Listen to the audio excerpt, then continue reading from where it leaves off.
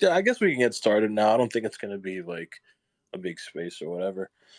But yeah, I want to welcome you guys to Dow Chemist for another edition of our Arbitrum series. I'm joined by Field Payne, and today we're going to get to know what Handlefy is all about, what they're building on Arbitrum, and what attracted them to Arbitrum. So I guess we can get started now. Field Payne, how are you doing today, my bro? Good to have you up here again, brother. Doing great, brother. How about yourself? I'm doing good, man. Happy to cover more things building on Arbitrum. And Yep. for the individual behind the Handlefy account, how are you guys doing today? It's Trooper here. Hey, Marvy, how you going? Thanks for having us. No No problem, problem, man. man. Good to be reconnecting with you again, and excited to see what you guys are all about. How about yourself, Dow Chemist? How are you feeling today, brother? I'm doing great, man. As actually, I was with JD earlier to talk about the Arbitrum airdrop. So, all day's been around the Handle 5, man. Happy about that. 24/7, chemist, 24/7. All right, so I guess we can get started now. So, what are you guys building on top of Arbitrum, and what attracted you guys to build what you guys are building on Arbitrum specifically, rather than? Yeah, sure. Thanks, Marvy. So we're building.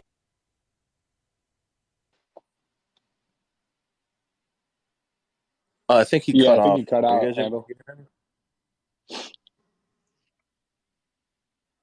Allowing users to mint or Yo, Handle, wait. Wait, Trippy, you're cutting off. Can you restart your presentation?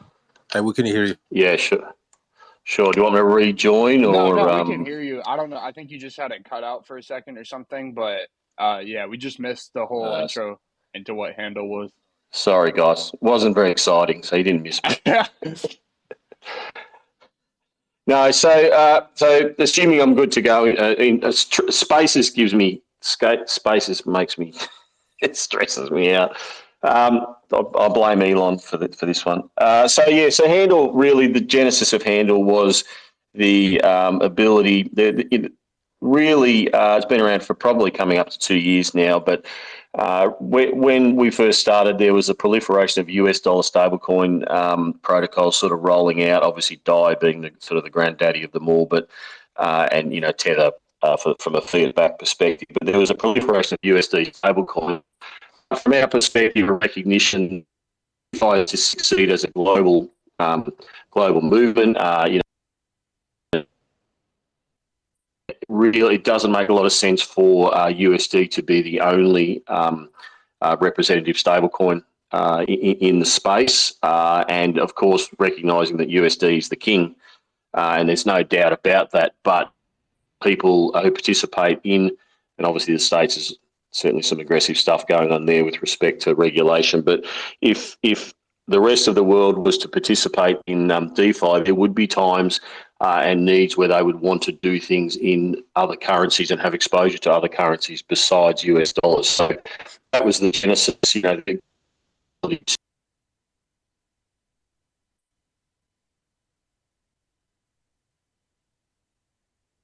whether that be euro, pound, Swiss franc, yuan, etc. And that's what Handle started out as an offering, which is the ability to borrow or mint or hold non-US dollar denominated stablecoins.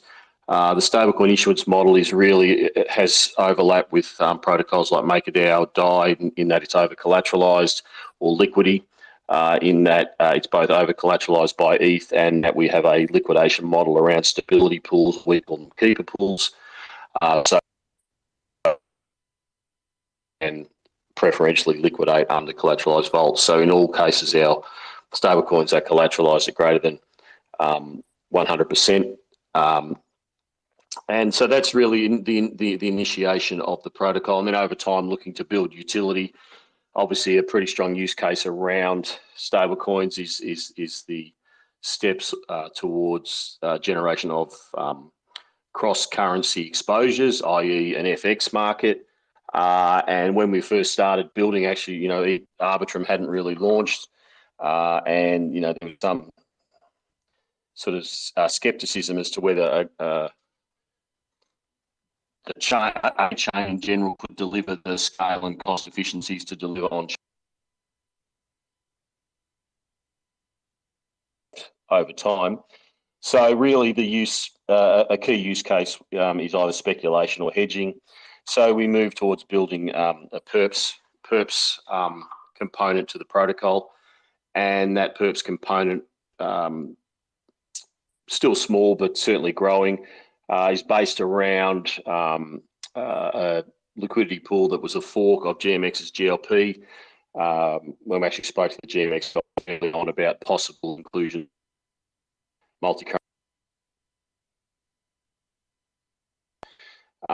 So we forked and launched the Handle Liquidity Pool, which is a multi-currency stablecoin pool that effectively has an exposure of around 50% USD and around 50% what you would call a basket equivalent to the DXY or dollar index. And what it means as an investor in that pool is you really get a very much a global stable basket of currencies, which differs a little bit from a GLP type profile that has much more delta risk because it's around 50% ETH and BTC and 50% US dollars only. So concentrating on building out that liquidity piece, and the team have got pretty strong background in financial markets, and we really want to build a market leading application on the front end as well. So we've done a lot of work around trying to build a trading interface that we really think would stand well against not just DeFi and other DeFi perps platforms, but would stand against any Web 2, let's call it sort of TradFi or CFI, even a CFI type product. We're not there yet, but we're going in the right direction really, and we just want to keep building great user experience, because we think that's really the key to long term customer.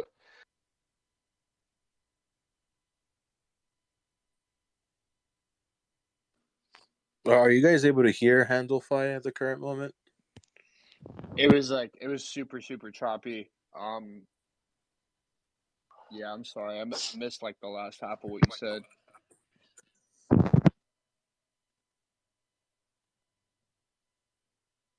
Yeah, I think maybe it'd be worth to try to rejoin Yeah, the let's do space that. or look for a better location, because like we heard the half to some half, but like I hope it was the better half, because I don't want to miss out on the other half as well. So Handle, if you want can to. you try to rejoin? Yeah, Maybe? Handle, if you want to leave and rejoin real quick.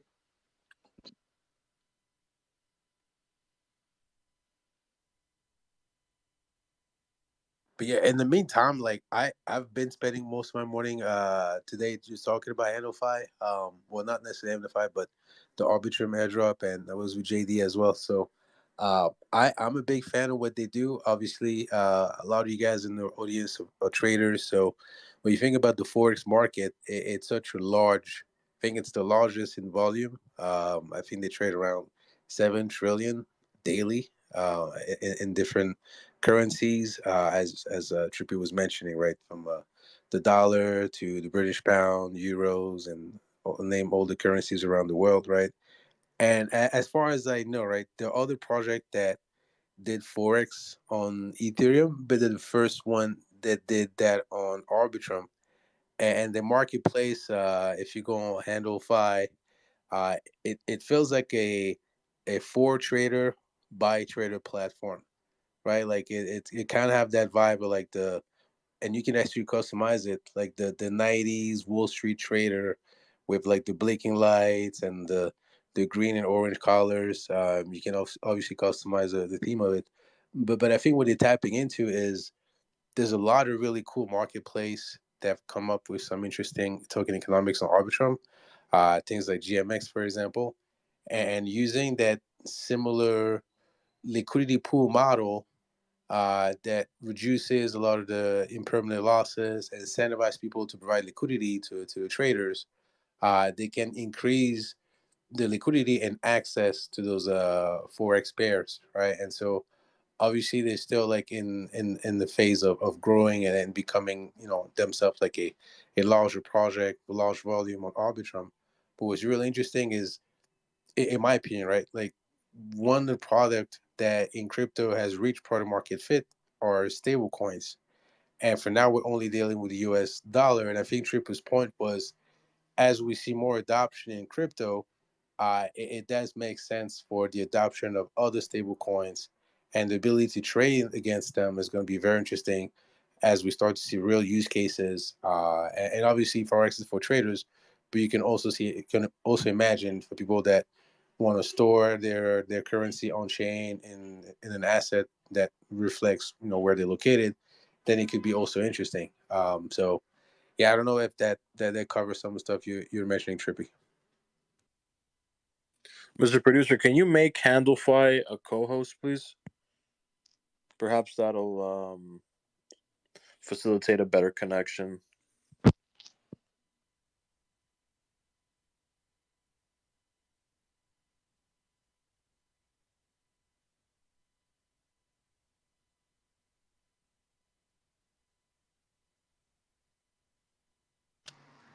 Handlefy, are you with us?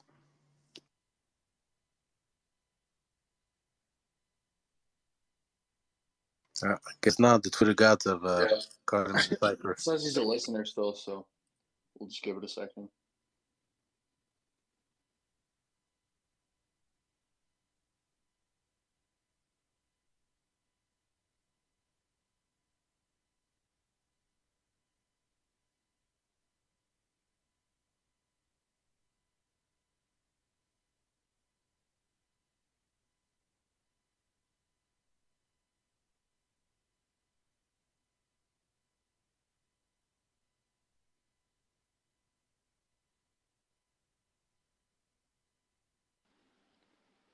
Mr. Producer, did you send him a co-host invite? Yes. Oh, he just left. Cool. Well, there he is. All right. Try it again.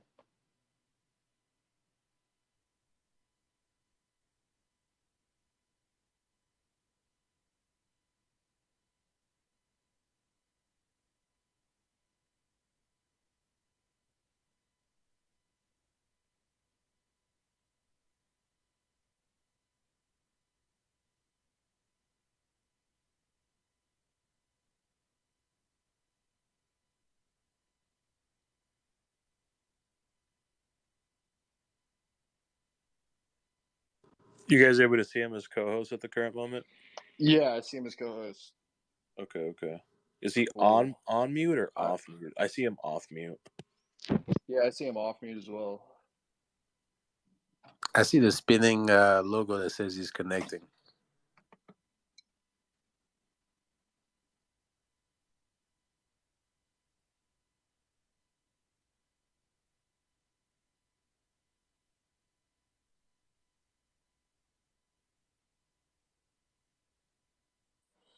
May have to restart the app.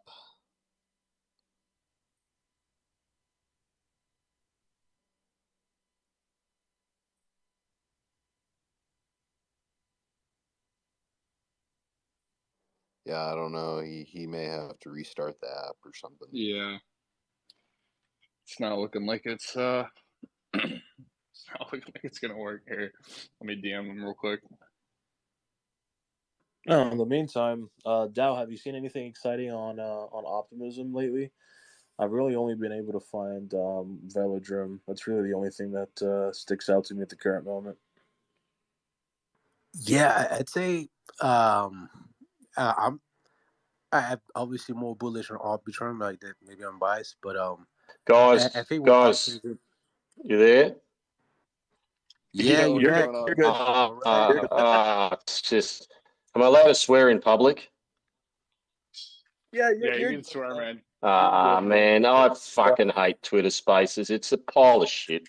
I'm so sick of it. I use tech every day. I build stuff every day, and every time it fails, I refuse to take responsibility for these failures. It just never ends with Twitter Spaces. It's junk. My theory is they got rid of all the guys that put it together in the first place, and they're trying to backtrack and figure out how the hell they did it. Oh, I could buy that completely. You know, the industry needs a new standard. It's just trash. Anyways, I'll rant over. Dale, thanks for taking the time to cover what I tried to cover. And yes, I totally agree with you. You know, the point around as if DeFi is to grow, USD will remain the global standard. There's no dispute around that, but other users will want to do things in other currencies. And the issue being one of the key issues, I think the demand is actually sort of there and growing. It's just a complicated liquidity solution.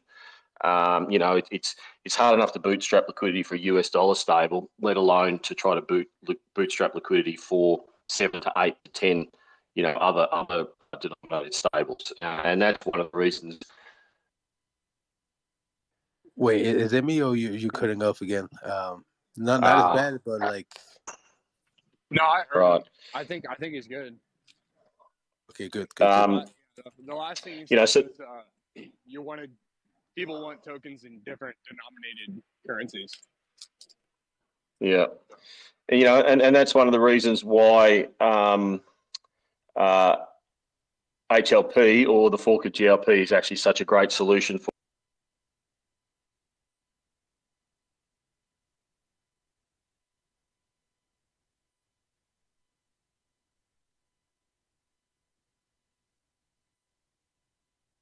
But 10 to 15 different currencies, and it's also not just about building or providing liquidity for FX speculation, as a pure synthetic.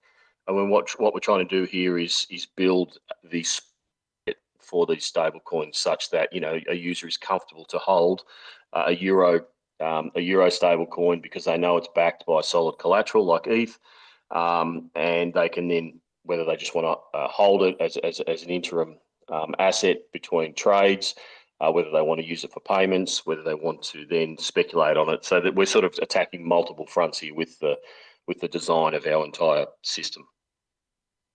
Did that come through? Yeah, that came through great, man. And so I'll say, what gave you the idea to start this? Like, did you guys see that there's a giant demand for like stable coins that weren't denominated in US dollars? Or did you guys kind of just think like, hey, this would be a good idea that'll eventually be needed? Or what was kind of the thought process?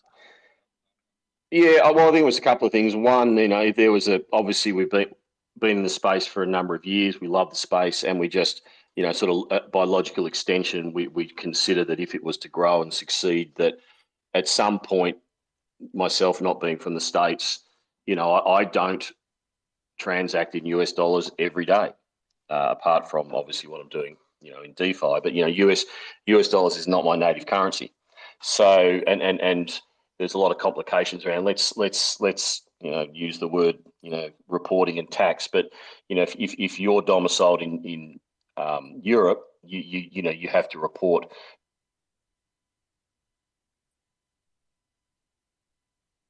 dollars. Your income is denominated in pound, and therefore you may want to track your investments in pound. So there was certainly demand from non-US DeFi participants to have access to stablecoins in their own currency. But yeah, the demand is obviously nothing like what it is for US dollars. But that's just the nature of the system. In the scheme of global finance, DeFi is tiny right now, and therefore the US dollar is really needed to bootstrap it. But if we really, in the next cycle, let's say, I would be surprised if demand for these non-US dollar stablecoins doesn't grow. I just can't see a world where that would be the case. So have you guys ran into like I hope that answers your question, Payne. No, yeah, that totally does. Thank you. And so I'll ask next, have you guys ran into like issues with, well, so let me ask first, like, do you have your own stable coins, or is it just like the US, it's not like USDC's version of the pound and stuff, right? It's like you guys have your own stable coins backed by collateral like within the protocol, right? Yeah, so I might have cut out before, but you could basically think of the protocol design as being a combination or having similarities with three protocols, probably. MakerDAO, Liquidity, and to some extent we use some of the stuff that Frax have done as well. All all stable coins are fully backed by collateral.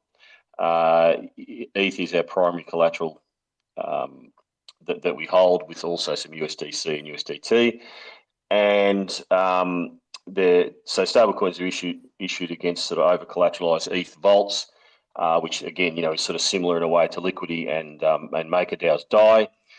We operate what we call keeper pools, which really are preferential liquidation pools for users. So if you're a user, if you want to hold FX euro exposure, you don't want to provide sort of double-sided exposure in any LP pools, you can single-sided stake FX euro, and that will be used for the liquidation of any FX euro ETH vaults, which is really similar to what Liquidity have done. We were building about the same time as them.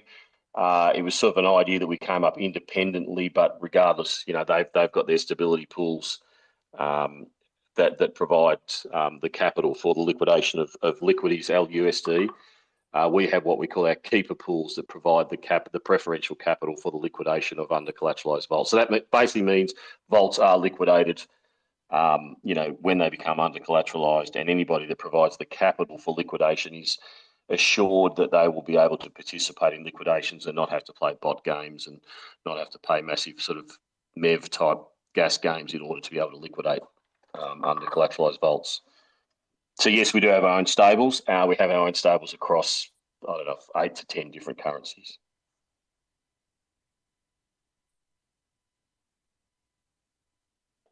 Sweet, man. And then I'll just ask too, just because I'm curious, have you guys ran into any regulation issues as far as has anyone kind of said oh, you guys can't just be a stablecoin issuer for so and so reasons, or has there been any pushback from regulatory forces? Well, never say never.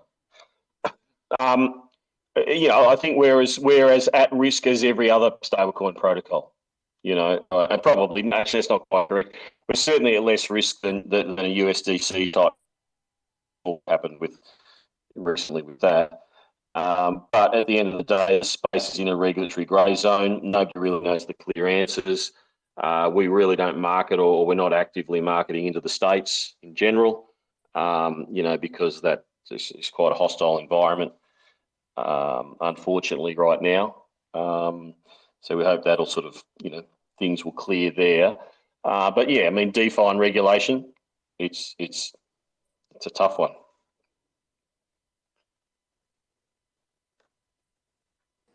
Safi Dao, feel free to jump into the conversation at whichever point. Yeah, I have a question around adoption, right? Because Forex is a big marketplace.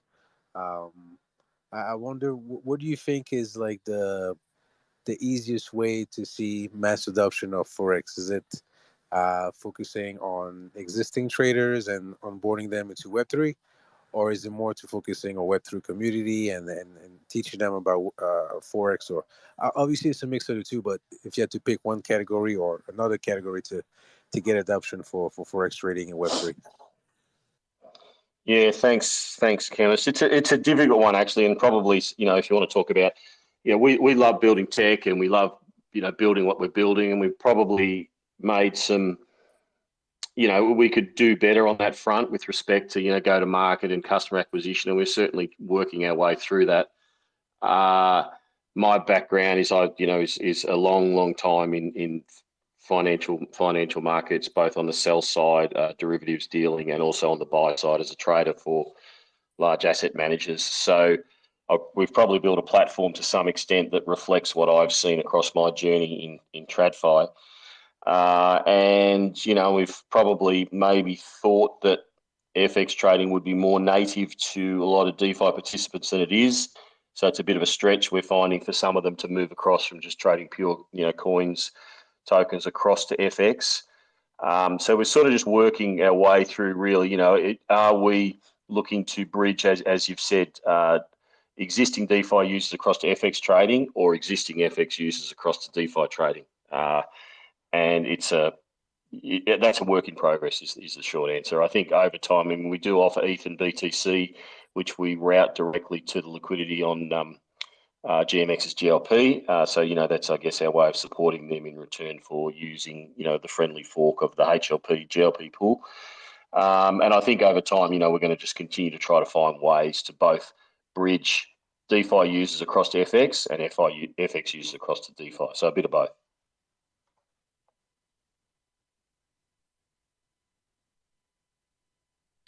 Sefi, go ahead, brother. So the conversation today is about mainly Handle's sort of stablecoin project, essentially.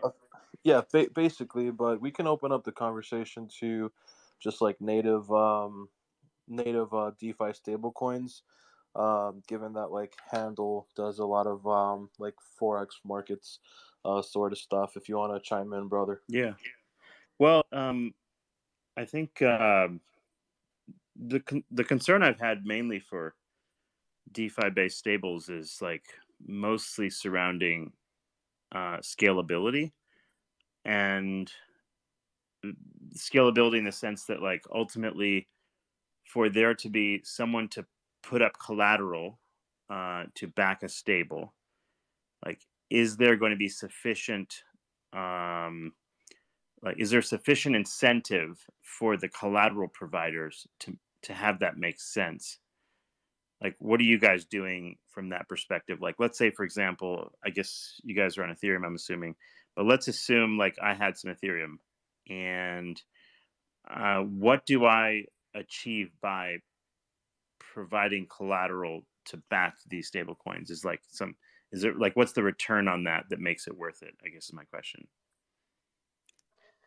Yeah, I appreciate the question. Thanks, Steffi. At the end of the day, there's got to be utility for the stablecoin, no matter what currency it's in, and where's that utility going to come from? Well, it may be, for example, that I want to borrow in euro. I'm domiciled in somewhere across Europe. I want to borrow in euro. I don't want to have US dollar exposure, and I want to maintain, my long position in ETH. So therefore, I want just liquidity in my native currency. If I was to borrow, go to Liquidity or whatever, another, let's say, DAI, etc., then all of a sudden I'm borrowing in USD. I'm off ramping in euro, and I'm creating US euro exposure. So, the utility there is the capacity for a user to borrow in a currency of their choice and remove cross-currency risk. That's one. While basically keeping exposure to your underlying asset that you love. So this makes sense for the collateral provider, assuming they want to keep their, let's say, ETH exposure. Then now they can borrow at some like loan to value. So how much? Like where have you guys pegged as like a good amount that someone could borrow? Let's say you have one ETH worth like $2,000, right? You borrow approximately USD? 2 to 1. Approximately 2 to 1. Approximately 200% is the standard ratio. So 2 to 1, or for $2,000 worth USD worth of ETH, you can borrow $1,000 worth of. Or means $1,000 US dollars worth of that stable. Got it. So you're basically like at a 0.5x leverage or something. Yeah, I mean, again, so if you want greater leverage, for purposes of speculation, that's where you would use the perps platform. Whether you wanted to hedge or speculate, that's where you can sort of scale it up to 100x if you so. I'm not recommending that, but if you so choose, you can do that. But yeah, utilities are really a tough one, and there is utility in being able to borrow in your own currency. There is utility in being able to hedge exposures. Some people, you could argue, there is utility in just being able to speculate. I mean, the utility is improvement of your financial well-being, whether or not you can achieve that. But that's what the utility is. Speculation allows people to at least attempt to improve their sort of their financial status, and therefore through whatever in your platform specifically. So let's say I were to supply some ETH, and then I was like get some of the platform's version of a stable coin. Then that coin at this point, like I can use for what? on your platform as far as like what can you trade against with that? Sure. So you can as discussed, you can use it as a just purely for a local currency credit or debt position. Two, you can provide it as liquidity into our what we call our keeper pools, which are the preferential liquidation pools, the capital that is used to liquidate under collateralized vaults. So effectively, you're being a liquidity provider for liquidations, and in return for that, you receive a portion of any liquidation fees associated with under collateralized vault liquidations. Three, you can provide use those tokens to provide liquidity into our internal liquidity pool called the handle.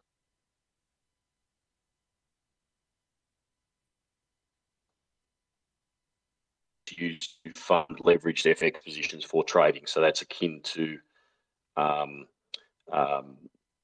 GLP. All four, you can borrow in a currency of your choice, and well, initially really it's only in FX USD, but you can provide liquidity into our curve pool, a Spirax pool, and there'll be some other pools. So again, liquidity provision.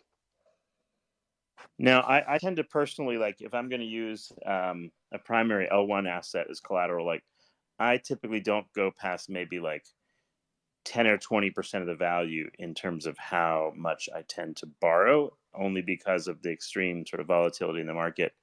I prefer not to have my primary assets liquidated generally, but let's say I have 100 ETH or something. Yeah, I agree. Let's say I've got 100 ETH and I've got this desire to go, like, let's assume that like maybe ETH on the downside's worth, let's say $1,000, and I'm like, hey, I need to go buy like this car or something, or I need to put a down payment down for a car. So I might take at that point, my 100 ETH, I'm going to assume is only worth, I'm going to assume it's worth the bottom of the market, right? I don't usually price my assets in what they are now. I price my assets based on what they are when they're crushed, when I'm going to borrow. Yep. But let's say, like, on your platform, let's say I wanted to, like, I don't know, go like borrow like off my money and go buy a car or something. How would I convert like your stable coin to something that I can, like, let's say off ramp to fiat with, or is that even feasible right now? Well, it is. It's feasible. What currency are you talking about? I should ask. I mean, you're talking about borrowing USD or yeah, USD in this instance. Yeah, I mean, well, in the case of USD, you'd lodge ETH, mint FX USD, and well, the reality is all the fiat off ramps. We're not integrated with fiat off ramps yet. We're too small, so they accept USDC, USDC. I don't think that. But I guess my question is there a up to a maximum collateralization ratio based on your sort of prudency and risk measures, and then you would have to convert that. Yeah, hang on, and then you'd have to convert that to USDC to off ramp. Okay, but there are some liquidity pools that have like your coin versus, let's say, a USDC. USDC, yes, okay. That's correct. Yeah. All right. So there is approximately $1 million, total liquidity TVL across the FX USD, the USDC, USDT, and Frax pools.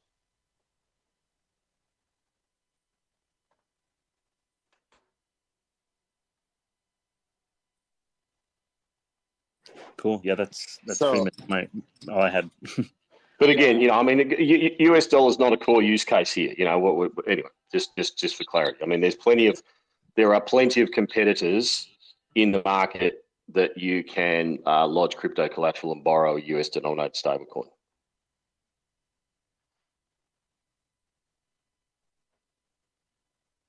Payne, you were going to say something, brother? Yeah, sorry. I was going to say, so like, if someone wants to hold, let's say, like, your protocol is made under the assumption that like someone wants like unparalleled exposure to the euro, let's say, right? So they would hold your stablecoin version of the euro. So like that version, right? The euro stablecoin that Handle is producing does not have nearly as much liquidity as like, let's say, USDC.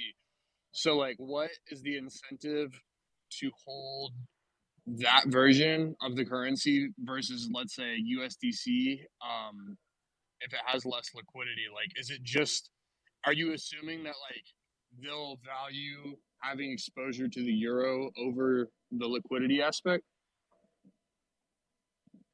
Well, I think like every protocol, we're constrained by our liquidity. There's no doubt about that. And being small, that to some extent, the more liquidity you have, the more utility you have.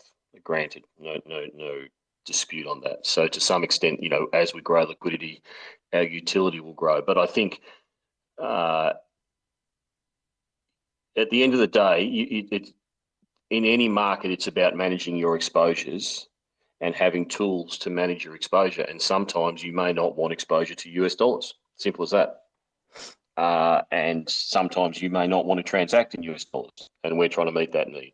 Sometimes you may have a view on asset currency A versus US dollars, and you may want to whether either hedge or prosecute or profit from that view. They're the type of use cases. So it's not just simply a borrow and hold euro stablecoin, although that could be used as well. I don't know if that answers your question or not. No, yeah, that does. Thank you. So yeah, liquidity is an issue. Constrained by liquidity, I don't know. All I can say is over time we're working on it, and we've got probably a lot more liquidity now than we had X amount of months ago. And each month it gets sort of, it's a complicated topic or issue to solve because we're not just trying to bootstrap liquidity for a single currency of stablecoin. One denomination. We're trying to bootstrap liquidity for Aussie, yuan, Singaporean dollar, Korean won, pound, Swiss franc, etc. So it becomes quite difficult and complicated to actually build and maintain liquidity across and well-priced liquidity, exploit, minimize liquidity, and all that sort of stuff across a whole lot of different instruments. Have you guys thought about the implementation of what if CBDCs come to pass? How would that be implemented onto HandleFi? I know it's a bit of like a hardcore question, but it's something that I've been meaning to ask, really. Well, I mean, my personal opinion, I think CBDCs are horrible. Sort of the instrument of the state, etc., etc. But whether they'll probably be a reality, they will be highly regulated and controlled, and they may not be compatible with the ethos of DeFi. So I don't know. I think you've got a sort of proxy CBDC through USDC already, and that's probably why so many people are interested in Tether, because it's not quite as constrained or controlled. But I don't know. It's a bigger question. Are CBDCs even compatible with the ethos of sort of decentralization and permissionless and self-custody and all that sort of stuff? I don't think that they necessarily are. Now, if there's anything else that you want to bring up, feel free to do so. Yeah, after the recent USDC shenanigans for one, I think the stablecoin world, outside of the algorithmic stablecoin problems, like the stablecoin world got definitely shook up by the USDC. Sefi, sorry, you're cutting out for me. Is it just me or? Yeah, I can hear him. I've got a pretty good connection. I think it's your connection, man. Yeah, I can hear Seppi fine. But God, sorry about that. Well, what I was going to say, sorry. If you can hear me, all I was saying is after the recent USDC debacle, there's been quite a bit of confidence shaken. And I think just looking at what happened to Binance now with the regulatory drama going on there, them being one of the, or the largest exchange or whatever, I think there's this sense that your money's not really safe anywhere. It's not really clear if and when you have a tether problem, right? Everyone's always had the tether FUD out there, but nothing's actually happened yet. But every other major institution, like USDC, Binance, whatever, Coinbase, there hasn't been anything that hasn't had some sort of shakedown. So I think I have a tendency not to be in very much stable at all. Maybe as a brief trading instrument, but I tend not to hold them for long for these reasons. But I don't know. That's just me. Yeah, I think that's fair, right? There's definitely some issues that were uncovered in the last few weeks, right, around the USDC debacle, right? But obviously the context is around regulators and whether they're friendly or foes towards the crypto space, because I don't think those things will be happening if they were not putting some pressure on banks that want to provide services to crypto companies, right? So in a weird way, sometimes, right, not all the times, but I think regulation actually does push the space towards DeFi to a great extent. That just like you said, like it sounds like we no longer have this 100% confidence that your funds are safe here when it comes to USDC or some other stablecoin that's collateral backed in the bank. So, as the question, can we design stable coins that have similar liquidity profiles, but are decentralized or backed by on-chain asset, right? And I think the question is, or the answer, start to have it in liquidity, my bad, in some smaller project. And I think what HandleFi is doing in that direction is, if we're able to create that world, they can help enhance that liquidity and also help providing trading from one stable to another. So, what I do like about the idea is if let's say that there's a stable coin that's able to be backed by on-chain asset that's more decentralized than USDC or USDC, that is great. But that doesn't really answer the question that for people that want to trade in euros or Australian dollar or some other things, and they will need the liquidity. And I think HandleFi is almost a router for that liquidity. So if we're able to go in that direction, then we need Forex to be ready to handle that. So I agree with you. I think it's a waking call, or I don't know the expression, that USDC has been shown to have some issues, but in a weird way, I think it's good for DeFi.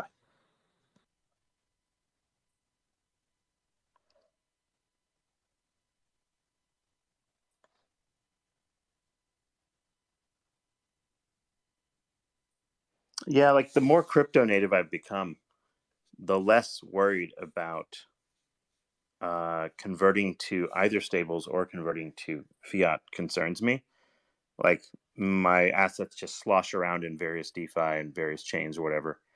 And like I'm not really that worried about moving back to fiat with a lot of the funds that I put there. So I don't know. So there is a bit of like marrying that goes on when you do that, of course. But But would you say the that you're more thought, decent than the average person, right? And if we want on board the average maybe, person, they probably want to have. For example, I yes, live in Colombia, right? And obviously, I invest most of my money most of my capital is in tokens, right? I don't have any stable pegged asset. But yeah, when I unlike talk to you. people, yeah, when I talk to people here, yes, of course, they'd love to invest in Ethereum and some other coin, but they're way more interested in having access to a stable coin because the current currency here sucks, right? Like the inflation is even worse than the dollar. So I think, yeah, there's a case to be said that we're early, but like for mass adoption, Oh yeah, it's gonna be hard for them to no get. question that like Uh, 99% of people prefer stables to an unstable asset for their currency. Like that's for sure. Yeah, it's not it's certainly not the majority that want unstable Handle, assets for their. what are some of the things in the roadmap that you guys have further down the road in the year? I think I'm just touching on the whole, the whole concept of a stable coin is, I wish they'd never use that name. I mean, ETH is a stable coin because one ETH is still worth one ETH. One USD is worth one USD and one BTC is worth one BTC. It's all relative. The cross rates on everything changes. So really, I mean, the only way you're going to get a globally scalable decentralized stablecoin is if ETH becomes a unit of account, or BTC. And if you're going to price asset A versus asset B, pretty much there's always going to be some variability. And pegs don't work, pegs don't hold. That's been shown in TradFi forever and a day. So anyway, it's an interesting sort of discussion around what is a stablecoin, really, scalability around stablecoins and all that sort of stuff. I think Sam at Frax was really sort of trying to call it basically everything. It's a wrapped asset. Anyway, sorry, Sophie. It's a really interesting discussion that perhaps is for another day. with respect to roadmap, we're currently rolling out, really just trying to increase the user friendliness of our entire application, focus on the trading piece. We're about to roll out view-only assets, which the objective of that is to allow users to be able to stay within our app whilst they're looking at a whole lot of assets, whether it be, QQQ, VIX, across a whole suite of instruments, so that, we're not necessarily offering them as trading products, but users can use them for their analytics. And, if you've got some sort of multi-asset strategy, VIX goes up, short BTC or vice versa, you can continue to do that with our trading terminal. Complex orders, we're a little bit behind the market on that, so we're going to roll out that pretty soon. Stops, various types of stops, limits, conditional orders, etc., to allow better trading experience for users. Obviously, we need to keep growing liquidity across our spot and leverage pools, and we're doing a lot of stuff in the background with some LLMs and large language models to really sort of take the trader experience to the next level as well. So, but we'll talk more about that in the coming weeks when we get closer, at least, to some sort of alpha launch and additional products. So I think that's sort of, that's it's going to keep us pretty busy. Awesome, man. If anyone in the audience wants to come up and give any statements or ask some questions, feel free to do so. If you're enjoying this conversation, feel free to follow us here at Because of Bitcoin and turn on bell notifications so you can be made aware of when these spaces go live. If you're new to the audience and you just came in the space, we're here talking with Handlefy, and we're talking decentralized forex markets and all things stable coins. And they're a product that's being built on Arbitrum. So, if you have any questions, feel free to come up. If anyone has any on the panel, if anyone has any last thoughts or questions, feel free to do so now.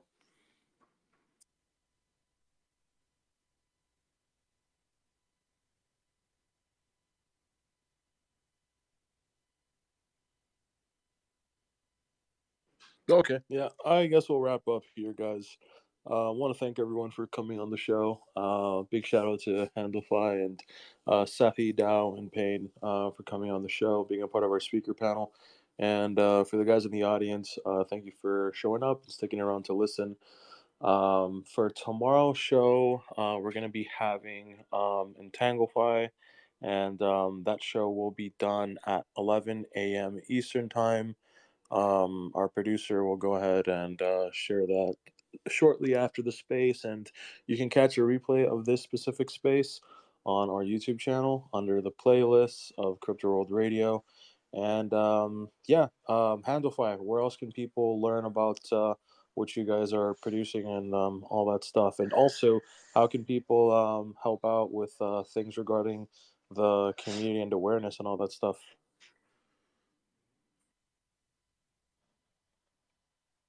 Yeah, thanks for having us, guys. We appreciate the sound connection issues. Thanks for your great questions, Sefi and Dow Chemist too. Really appreciate that.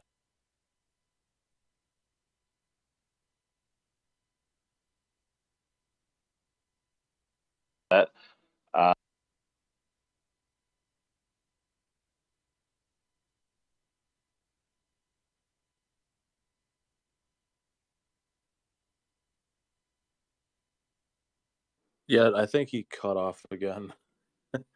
I think, yeah, he cut off. Yeah, he did. I didn't hear him, but yeah, thanks to all the speakers, and appreciate everyone coming up on the panel. But take care, guys. Take care.